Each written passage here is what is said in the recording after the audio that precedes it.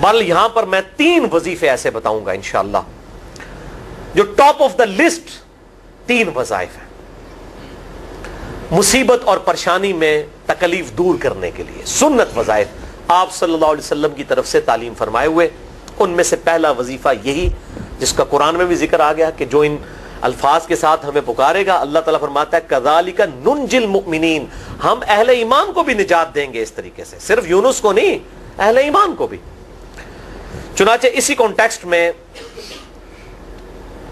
پہلا وظیفہ ہے یہ لا الہ الا انت سبحانک انی کنت من الظالمین کا. لیکن اس سے پہلے میں ایک امپورٹنٹ بات کروں دعا کے حوالے سے کہ دعا کی قبولیت کا ایک پروٹوکول بھی ہے. ویسے تو آپ مسئلہ 82 دیکھیں گے، اس میں نے اور باتیں بھی کی ہیں، ٹاپک دوسری طرف چلا جائے گا، لیکن انصاف ہے کہ میں اس چیز کو بھی ایڈریس کروں. جامعہ ترمذی میں صحیح سند کے ساتھ یہ حدیث موجود ہے، انٹرنیشنل نمبر کے مطابق 593 نمبر حدیث ہے، اور یہ حدیث مشکات میں آپ کو پہلی جلد میں درود شریف والے چیپٹر میں بھی مل جائے گی. اور مشکات کو میں نے ڈکلیئر کیا ہے مشکات از دا انسائکلوپیڈیا آف حدیث، یعنی آپ کو جتنی حدیثیں سکیٹرڈ فارم میں ملیں گی کتب ستہ اور اس سے بھی باہر 13 کتابوں میں، مشکات میں آپ کو مل جائیں گی. میں نے اسی لیے مشکات میں پورا لیکچر ریکارڈ کروا دیا ہے، مسئلہ نمبر 111B کے عنوان سے مشکات المصابیح کا مکمل تعارف، وہ ضرور دیکھیں. یعنی مشکات 3 جلدوں میں آپ لے لیں تو انسائکلوپیڈیا آف حدیث آپ کے پاس آ گیا. 6294 احادیث ہیں، اور اس میں چونکہ احادیث کی تکرار نہیں ہے تو کتب ستہ اس کے علاوہ بھی 12-13 کتابیں جو ہیں اس میں کور ہیں، اس میں بھی یہ حدیث موجود ہے. جامعہ ترمذی میں انٹرنیشنل نمبر کے مطابق 593 نمبر.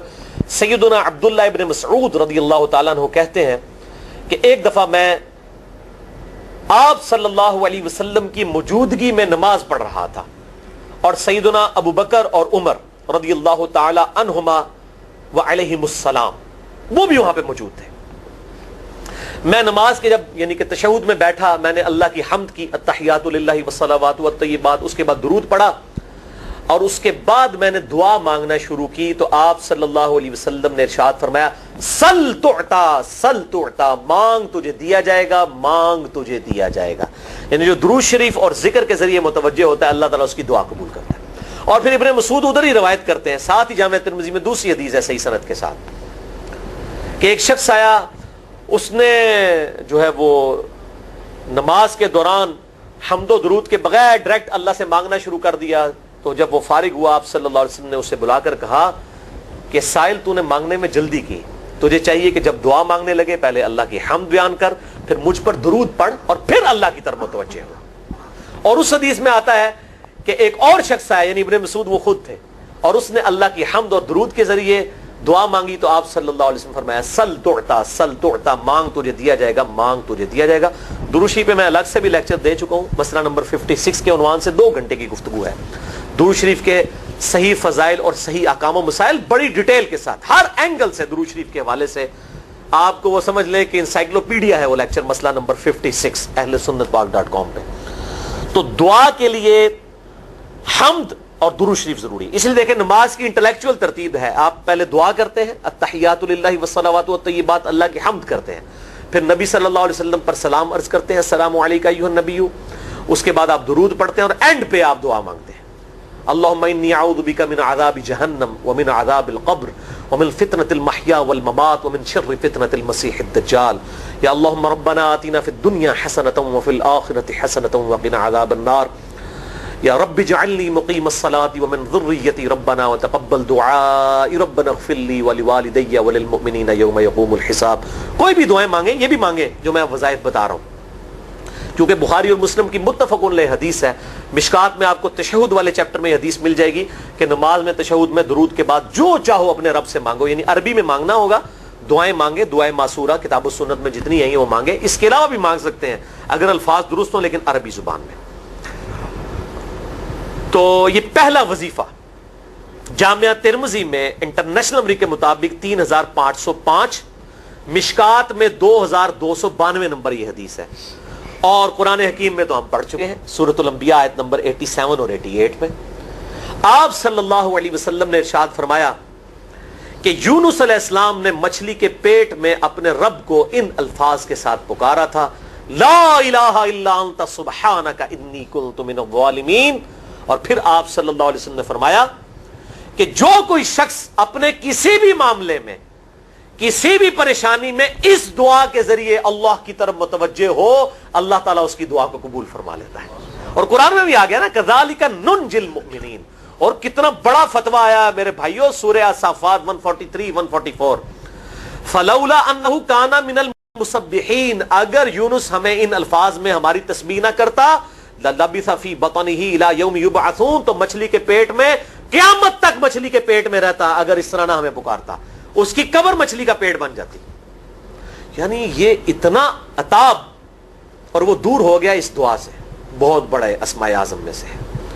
تو یہ بہترین دعا, بہترین وظیفہ, اسماء اعظم میں سے بہترین چیز, اور سب سے بڑھ کر جو میں نے بات کی کہ بہترین استغفار, اللہ سے توبہ مانگنے کا بہترین ذریعہ. اور کس طریقے سے, اے اللہ تو پاک ہے نا, تجھ سے تو غلطی نہیں ہوگی, میں بندہ ہوں غلطی کروں گا, تو اللہ نے تو معاف کرنا ہے نا, کیونکہ جب بندے نے اپنی عاجزی کا اظہار کر لیا ہے اور اللہ تعالیٰ کو بتایا اللہ یہ تیری کوالٹی ہے, تو غلطی نہیں کرتا, تو میں تو انسان ہوں غلطی کروں. تو یہ ہے پہلا وظیفہ. دوسرا وظیفہ وہ بھی جامعہ ترمذی میں انٹرنیشنل نمبر کے مطابق 3524 نمبر حدیث ہے, لیکن ترمذی کا طریق جو ہے وہ ضعیف ہے.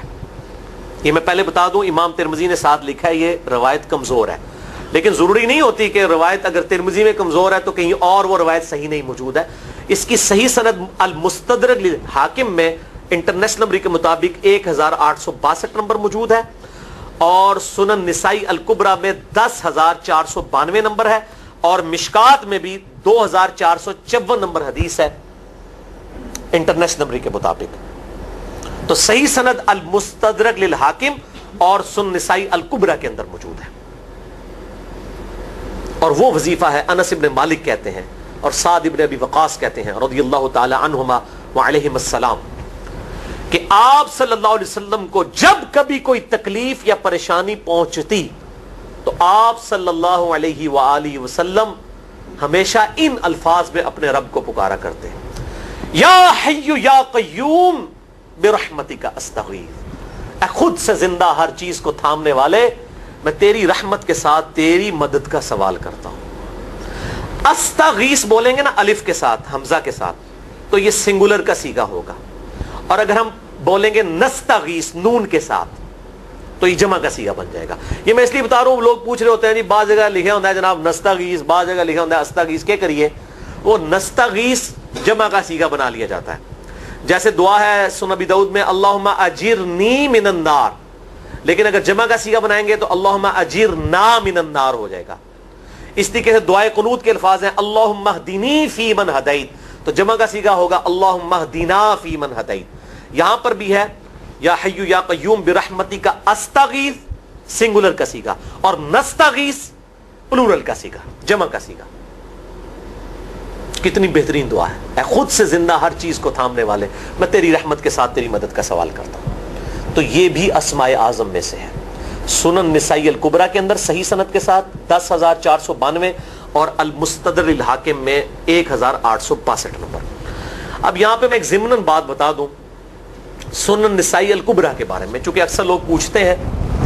میرے بھائیوں ایک سنن نسائی وہ ہے جو کتب ستہ میں ہم پڑھتے ہیں, اس میں یہ کتاب لکھی ہے امام احمد بن شعیب نسائی رحمہ اللہ تعالی المتوفی 303 ہجری.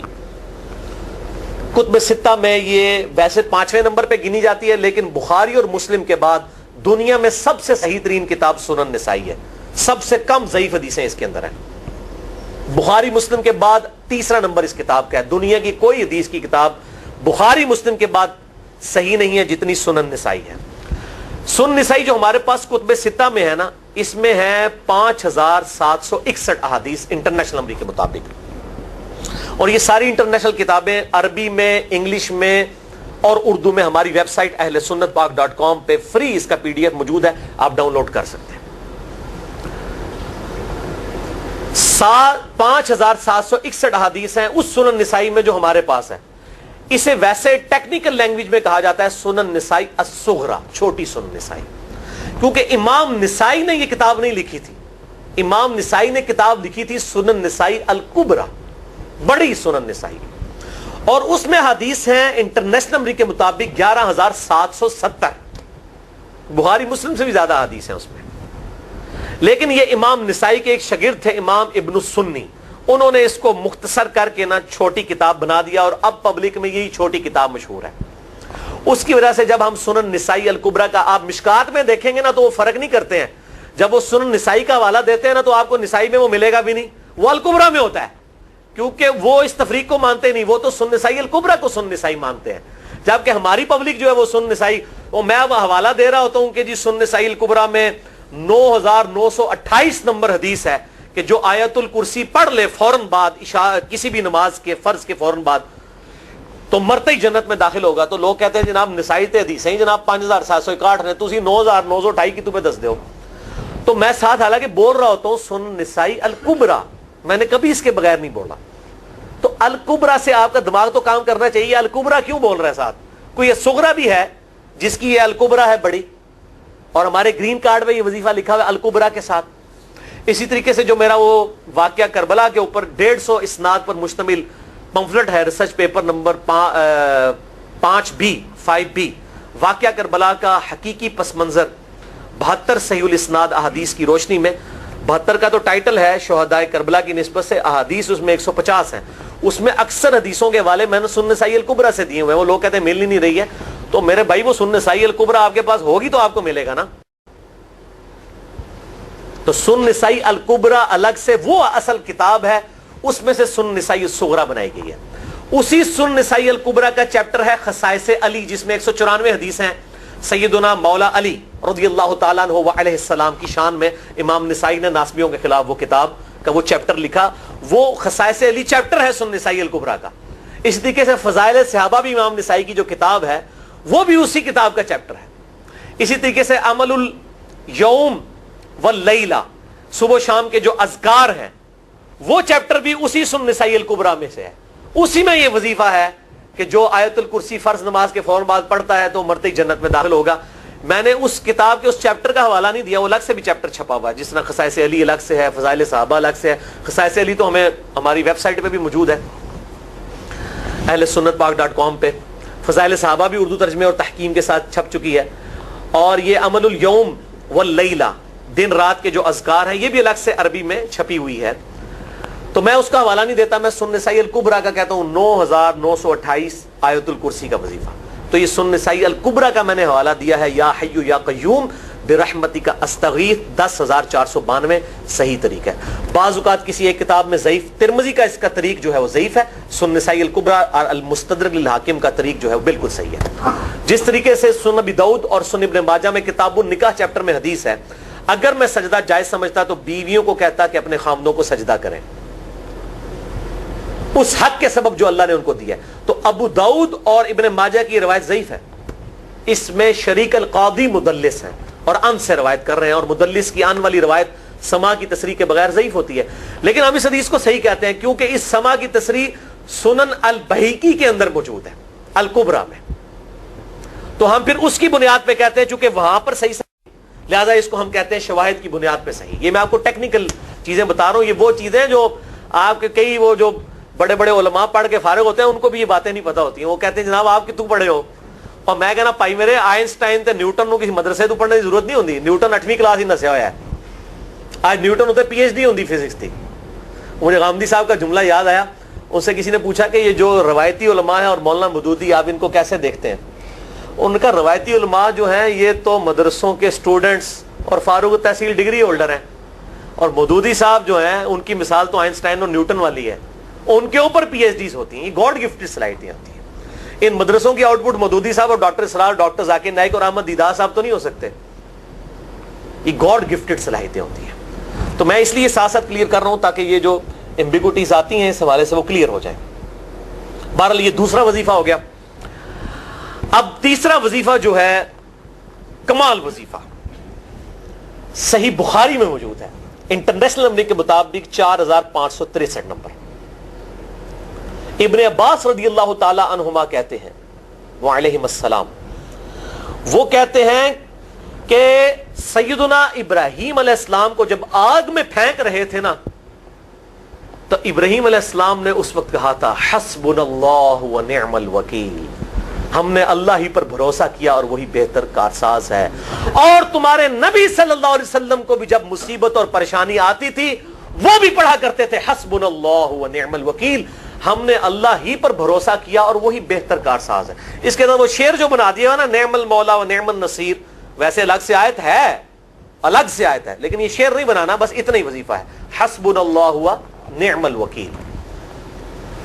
اور یہ جو انہوں نے کہا کہ نبی صلی اللہ علیہ وسلم بھی یہ کہتے تھے، اس کا ذکر الحمدللہ قرآن میں بھی موجود ہے، اس سے بھی بڑھ کر سورہ آل عمران کی 173 نمبر آیت میں ہے کہ جب نبی صلی اللہ علیہ وسلم اور اہل ایمان کو یہ خبر پہنچی کہ کافر ان کے خلاف سازشیں کر رہے ہیں، تو نبی اور اہل ایمان نے پکارا حسبنا اللہ و نعم الوکیل. تو حسبنا اللہ و نعم الوکیل قرآن کی آیت بھی ہے، اور یہ ہے وہ آیت، وظیفہ قرآن میں آیا ہوا ہے، یہ آل عمران 173 اور صحیح بخاری 4563. اور مجھے بڑا وجد آیا کہ ابراہیم علیہ السلام کو جب آگ میں پھینکنے لگے تھے انہوں نے اس وقت اللہ کو ان الفاظ کے ساتھ پکارا حسبنا اللہ و نعم الوکیل. اچھا یہ جتنے بھی وظیفے ہیں نا میرے بھائیوں، ان کا فائدہ اسی وقت ہے جب آپ کو ترجمہ بھی ان کا آتا ہوگا، ورنہ آپ روزانہ جتنی مرضی تسبیح کھینچتے رہے کوئی فرق نہیں پڑے گا. اس لیے میرا ایک پرسنل مشورہ